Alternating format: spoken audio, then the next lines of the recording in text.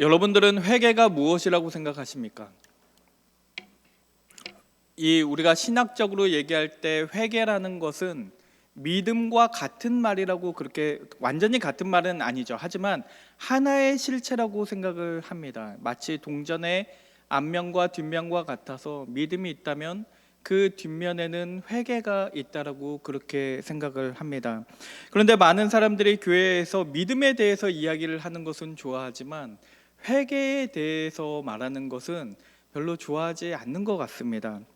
오늘 본문의 말씀은 누가복음 13장의 말씀인데, 이 본문의 말씀은 회개의 긴급성에 대해서 가르치고 계시는 말씀입니다. 이 말씀을 보면 이 12장 마지막 부분에 보면 예수님께서는 우리가 이 시대를 분간해야 된다고 말씀하셨고, 우리가 살아가는 이 시대는 종말의 시대니까 우리가 이 시대를 분간하고 이 종말의 시대에서 무엇이 가장 필요한가? 그것은 바로 우리의 회개가 가장 긴급하고 가장 필요한 것이라고 오늘 누가복음 13장에서 가르치고 계십니다. 우리가 오늘 이 말씀을 보면서 우리가 왜 회개해야만 하는지, 왜 지금 회개해야 하고 우리가 회개를 한다는 것이 무엇을 의미하는 것인지 우리가 한번 살펴보고자 합니다. 우리 옆 사람과 잠깐 인사하겠습니다. 지금 회개합시다.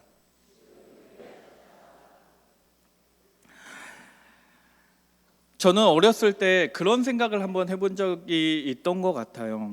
우리가 회개를 해야 하는 것은 분명하잖아요. 우리가 회개를 해야만 하나님께서 우리의 죄를 용서하시고 그렇게 해야만 우리가 구원을 받는 것은 분명하니까 내가 분명히 회개를 해야 되는 것은 분명한데, 내가 회개를 꼭 지금 하지 않아도 내가 죽기 직전에만 회개를 하면 되지 않을까? 아마 그런 생각을 저만 하지는 않았을 것 같아요. 아마 여러분들도 한 번쯤은 그런 생각을 해본 적이 있을 겁니다. 예를 들면 십자가 위에서 예수님을 만나서 회개하고 오늘 네가 나와 낙원에 있으리라고 그 말을 들었던 그 강도를 바라보면서 우리는 그 강도가 죽기 직전에 회개하고 구원을 받았으니까 얼마나 좋을까라고 그렇게 생각할 수 있을 겁니다. 왜냐하면 우리가 볼 때 그 강도는 자기 마음대로 살아왔잖아요. 자기가 하고 싶은 거 다 하고 다 누리면서 살아가다가 마지막 죽기 바로 직전에 예수님을 만나서 회개하고 또 천국에 가게 되었으니까 그는 이 예수를 믿음으로써 우리가 살아가야 하는 그런 고난을 당할 필요도 없고, 또 우리가 정결하게 살아가야 되는데 그런 정결한 삶을 살 필요도 없이 그냥 그 순간에 회개하고 바로 구원을 받았으니까 얼마나 좋을까라고 그렇게 생각할 수 있을 겁니다. 그래서 어떤 사람들은 그렇게 생각을 해요. 그냥 적당히 신앙생활하고 적당히 예배드리고 이렇게 교회에 발을 걸치면서 살아가다가 내가 진짜 죽게 되는 그 직전의 상황이 되면 굉장히 빠르게, 누구보다도 빠르게 하나님 잘못했습니다 이렇게 얘기하고 죽으면, 그러면 나도 구원받을 수 있지 않을까?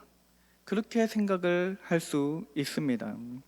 아무리 죽을 병에 걸려도 우리가 죽을 병에 걸렸다고 바로 죽지는 않으니까 우리한테 회개할 시간이 주어질 거고, 내가 자동차 사고를 당하더라도 심지어 그런 생각도 들지 않습니까? 이 자동차 사고가 나면 이 시간이 느리게 흘러가잖아요. 그 드라마 같은 거 보면 딱 이렇게 차가 오는 그 순간 나의 인생이 주마등처럼 스쳐가고 그 순간에 나도 빨리 하나님 잘못했습니다 하고 회개하면 나도 구원을 받을 수 있지 않을까, 그렇게 생각을 하면서 살아가는 것입니다. 그렇기 때문에 많은 사람들은 회개의 필요성은 누구나 인정을 해요. 우리가 회개해야 한다는 걸 모르는 사람은 아무도 없습니다. 그렇지만 회개의 필요성을 인정을 하지만 오늘 회개하려고 하지는 않아요. 그냥 지금 회개하나 나중에 죽기 직전에 회개하나 크게 다를 것이 없다고 생각하기 때문에 그냥 소급해서 한꺼번에 그냥 다 한 번에 회개를 하면 그게 효율적이고 굉장히 편리하게 그렇게 생각을 하는 것입니다. 이렇게 우리가 회개를 미루는 이유는 분명히 성경에서는 잠언 27장 1절을 보면 너는 내일 일을 자랑하지 말라. 하루 동안에 무슨 일이 일어났는지 내가 알 수 없음이니라. 그러니까 우리는 우리의 앞의 일을 전혀 예측할 수 없음에도 불구하고, 그럼에도 불구하고 마치 내가 회개할 수 있는 그 타이밍을 내가 제어하고 내가 컨트롤할 수 있는 것처럼 그렇게 착각하기 때문에, 그렇기 때문에 회개를 나중에 해도 되는 것이라고 그렇게 생각하며 살아가는 것입니다.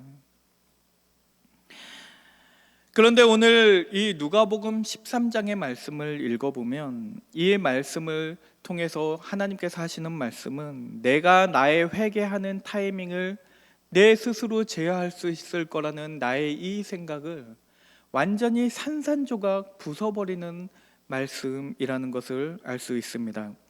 오늘 이 본문의 말씀은 크게 두 부분으로 되어 있어요. 이 앞부분과 뒷부분으로 되어 있는데, 이 전반부는 두 개의 실제 벌어졌던, 역사적으로 실제 벌어졌던 그 사건을 다루고 있다면, 이 후반부에는 이 사건을 설명하기 위해서 예수님께서 무화과 나무의 비유를 하신다는 것을 알 수 있습니다. 먼저 이 전반부에 두 개의 사건이 벌어지는데, 이 첫 번째 사건은 누가복음 13장 1절에 보면 빌라도가 어떤 갈릴리 사람들의 피를 그들의 제물에 섞은 일이라고 그렇게 기록되어 있습니다. 이 역사를 보면요, 그 요세푸스라는 역사학자가 있는데 그 역사학자의 기록을 보면 그 당시에 갈릴리 사람들이 굉장히 폭동을 많이 일으켰다고 해요. 되게 반란 세력들이 많아서 그 갈릴리 사람들 때문에 이 빌라도가 굉장히 골머리를 썩었다고 합니다.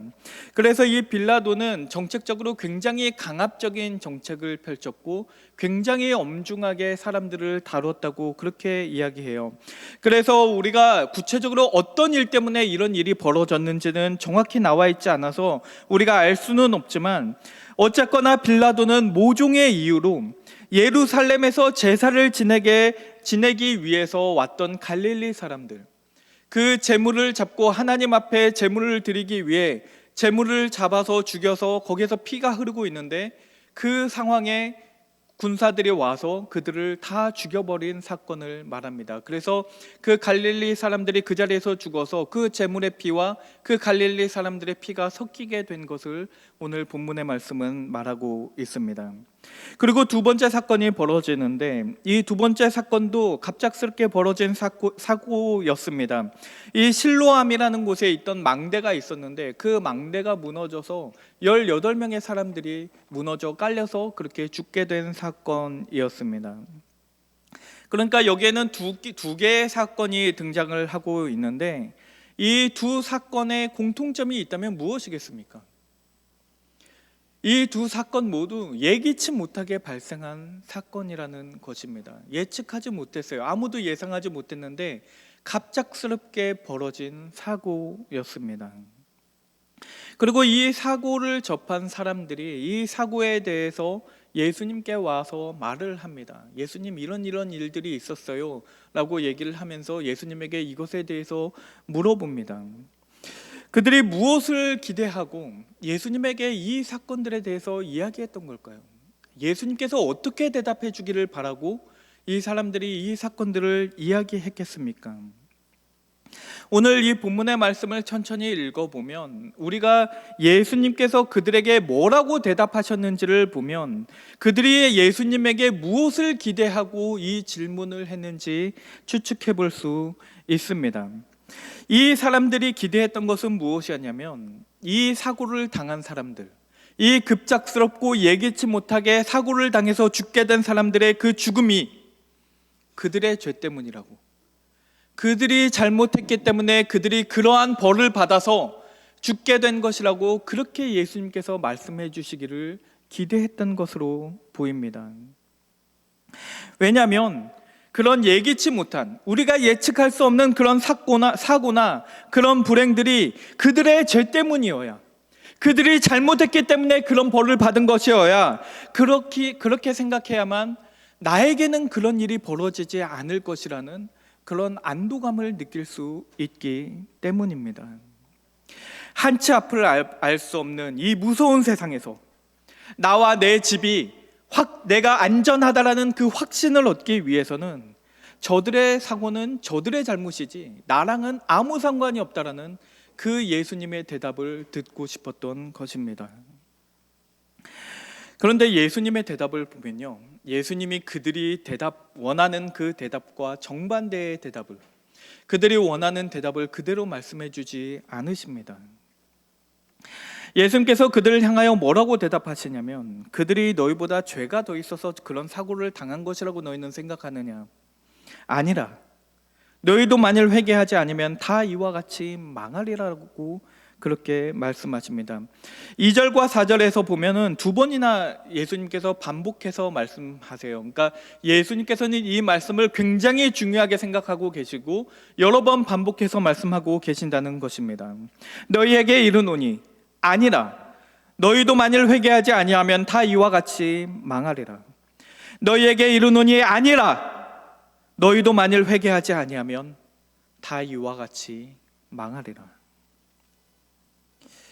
그러니까 예수님을 찾아온 이 사람들은 다른 사람들의 그 불행을 보면서, 그 사람들이 당한 갑작스러운 그런 사고들을 보면서 그들의 사고가 나와는 아무 상관이 없다는 그 확인을 받고 싶었는데, 예수님께서는 도리어 그들에게 뭐라고 말씀하시냐면, 그것이 다른 사람들의 이야기가 아니라 바로 너희의 이야기라고 그렇게 말씀하고 계시는 것입니다. 왜냐하면 그 누구도 죽음이라는 것을 우리는 피해갈 수가 없기 때문입니다. 누구도, 저를 포함해서 여기에 있는 그 누구도 죽음을 피할 수 없다면, 결국 중요한 것은 우리가 어떻게 죽었느냐, 왜 죽었느냐가 아니라 중요한 것은 우리가 죽기 전에 회개하였느냐 아니면 회개하지 않았느냐, 이것이 가장 중요하다는 것입니다. 모든 사람이 죄를 범하였음에 하나님의 영광에 이르지 못한다는 그 말씀을 우리가 믿는다면, 사고로 죽은 것을 바라보면서 우리가 그들이 불행한 것이고 그들이 망한 것이라고 생각할지 모르겠지만, 예수님께서 보실 때는 회개 없이 죽은 것이야말로, 그것이야말로 불행한 것이고 그것이야말로 망한 것이라고 말씀하고 있다는 것입니다. 결국 예수님께서는 이 말씀을 통해서 우리의 모든 사고와 우리의 모든 패러다임을 완전히 뒤바꿔 놓고 계시는 겁니다. 그 사람들이 예수님께 와서 물어봤던 질문은 그거예요. 저들이 왜 망했습니까? 왜 저런 일을 당했습니까?를 묻고 있는데, 예수님께서는 그들에게 뭐라고 묻고 계시냐면, 너희가 생각할 때는 도대체 망한다는 것이 무엇이라고 생각하느냐? 너희는 도대체 망했다라는 것의 의미가 무엇이라고 생각하느냐라고 그 질문을 뒤바꿔 놓고 계시는 겁니다. 너희는 사업에 실패해서 너희가 전 재산을 다 잃어버리게 되면 그것이 망한 것이라고 생각하느냐? 너희가 갑작스럽게 질병에 걸려서 그것 때문에 죽게 되었다면 그것이 망한 것이라고 생각하느냐? 너희가 사고를 당해서 죽게 되었다면 그것이 망한 것이라고 생각하느냐? 그것이 망한 것이 아니라 진짜 망한 것은 회개 없이 죽는 것이야말로, 그것이야말로 망한 것이라고 그렇게 말씀하고 계시는 것입니다. 너희의 인생이 아무리 형통했을지라도, 너희의 죽음이 천천히 이루어져서 다른 가족들이 다 찾아와서 침대 위에서 편안하게 오랜 시간에 걸쳐서 죽음을 맞이할 그 시간이 주어졌다 할지라도 그것이 행복한 죽음이 아니라, 거기에서 너희가 회개하지 않고 죽는다면 그것이야말로 망한 것이라고 그렇게 말씀을 하시는 겁니다. 모든 사람이 하나님 앞에 죄인이라면, 우리가 회개하지 않는다면 그 누구도 하나님의 심판에서 자유로울 수가 없습니다. 여러분들이 얼마나 교회를 오래 다니셨는지, 여러분들이 모태신앙인지 아닌지, 여러분의 직분이 무엇인지, 여러분이 얼마나 교회에서 많은 봉사를 하면서 살아왔는지가 여러분의 구원을 결정하지 않을 것이라는 말입니다. 결국 그 죽음 앞에서 우리에게 중요한 것은 우리가 이 땅을 살아가는 동안 회개하였느냐 아니면 회개하지 않았느냐가 가장 중요한 것이 될 것입니다. 그런데 예수님께서는 우리가 회개를 꼭 해야 한다는 이 말씀을 하시면서 여기서 한 단계 더 나아가서 말씀하세요. 예수님께서는 단순히 우리가 회개하는 것으로 끝나는 것이 아니라, 우리가 지금 이 자리에서 회개한다고 우리를 가르치고 계십니다. 우리에게 그 회개의 긴급성을 가르치시기 위해서 무화과 나무 비유를 말씀하시는데, 그 비유의 내용은 다음과 같습니다. 한 포도원에 무화과 나무가 심겨져 있어요. 이 당시에는 포도원에 무화과 나무만 심었던 것이 아니라고 해요. 어떤 사람들은 왜 포도원에 무화과 나무가 심겨져 있느냐, 이상하다 이렇게 해서 접근을 하기도 하지만, 그 당시 문화를 살펴보면 포도원에는 과일을 맺는 나무들을 종류와 상관없이 많이 심었다고 하니까 이 무화과 나무가 포도원에 심어져 있는 것은 이상할 일이 아닙니다. 이상한 것은 그것이 아니라 무화과 나무가 포도원이라는 좋은 땅에 심겨져 있었음에도 불구하고 왜 그 무화과 나무가 열매를 맺지 못하느냐에 있습니다. 무려 3년 동안이나 지켜봤는데 그 좋은 땅에서 그렇게 돌봄을 받으면서 키워졌음에도 불구하고 그 무화과 나무가 열매를 맺지 못합니다. 그래서 그 무화과 나무를 본 주인이 너무나 당연한 것 같아요. 포도원 지기를 부른 다음에 이 나무를 찍어버리라고 합니다. 열매를 맺지 못하니까 이 나무를 찍어버리라고 얘기해요. 그랬더니 그 포도원 지기가 뭐라고 말합니까? 주인에게 말하기를, 주인님, 딱 1년만 더 시간을 주십시오. 딱 1년만 시간을 더 주십시오.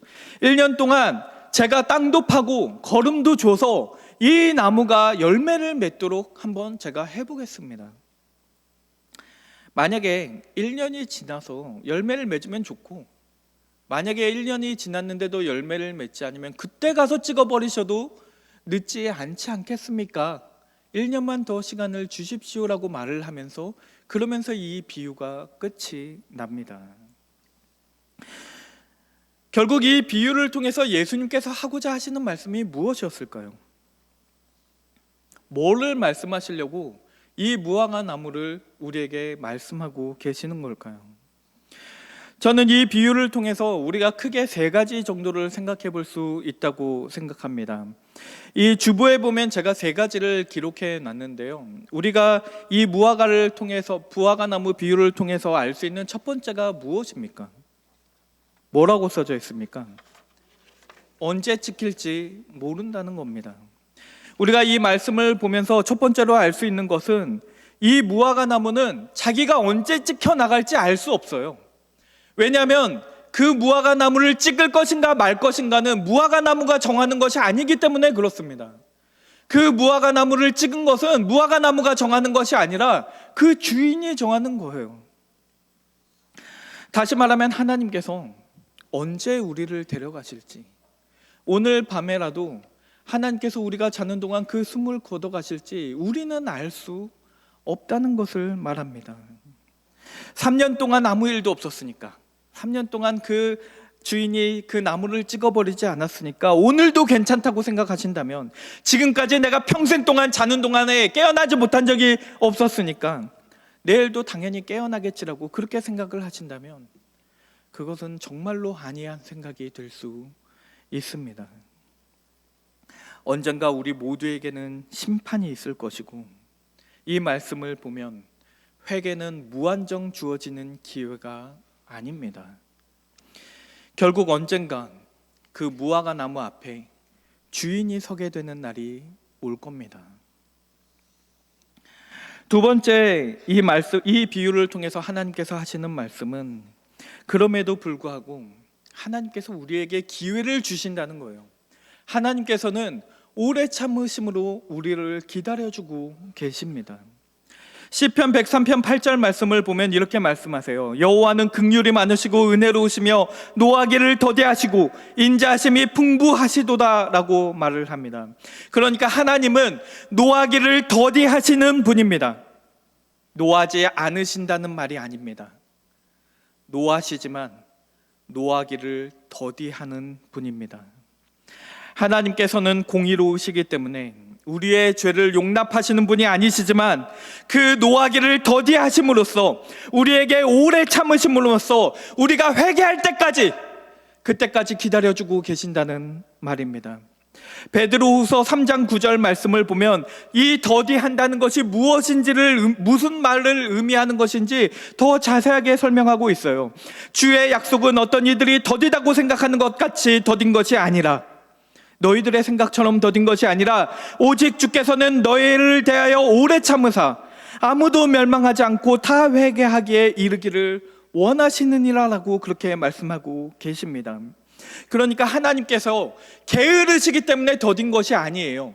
우리가 열매 맺지 못하는 것을 알고 계심에도 불구하고 그냥 그것을, 그 열매가 맺지 못했다는 것을 모르셔서 그렇기 때문에 그냥 방관하고 계시고, 그렇기 때문에 노하기를 더디하시는 것이 아니라 다 알고 계심에도 불구하고 우리에게 그 열심으로써 우리를 다 지켜보고 계시고, 우리에게 비료도 주시고 우리의 땅도 파시면서 그렇게 3년 동안 우리를 지켜보셨고, 이제 1년을 더 주심으로써 우리가 회개할 때까지 그것을 인내하시고 기다려주고 계신다는 것입니다. 하나님께서 우리를 향해 오래 참으시는 것은 이제 1년뿐일 것입니다.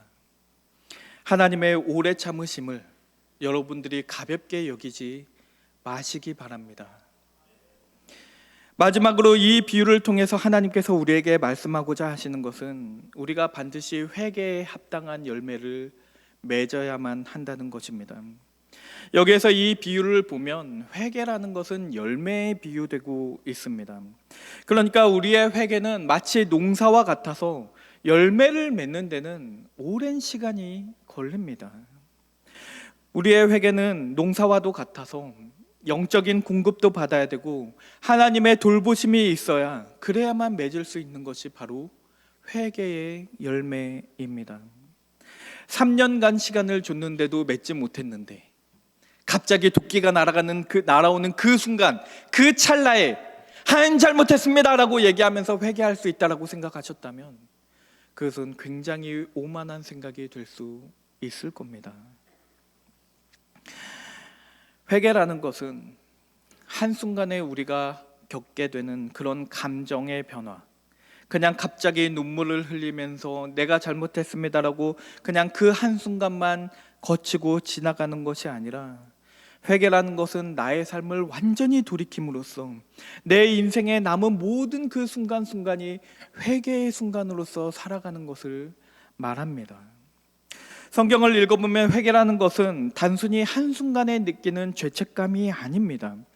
신약 성경에서 회개라는 말을 사용하면서 메타노이아라는 이 헬라어를 사용하고 있는데, 이 단어의 뜻은 마음을 돌이키다라는 뜻입니다. 다시 말하면 이 마음의 찔림을 받게 되는 것, 내가 죄를 깨달음으로써 나의 마음을 근본적으로 완전히 뒤바꿔 놓는 것을 말하는 것이 바로 이 메타노이아라는 단어입니다. 그러니까 단순히 한순간의 죄책감이 아니라요, 이 회개라는 것은 내가 누군지를 깨닫게 되는 겁니다.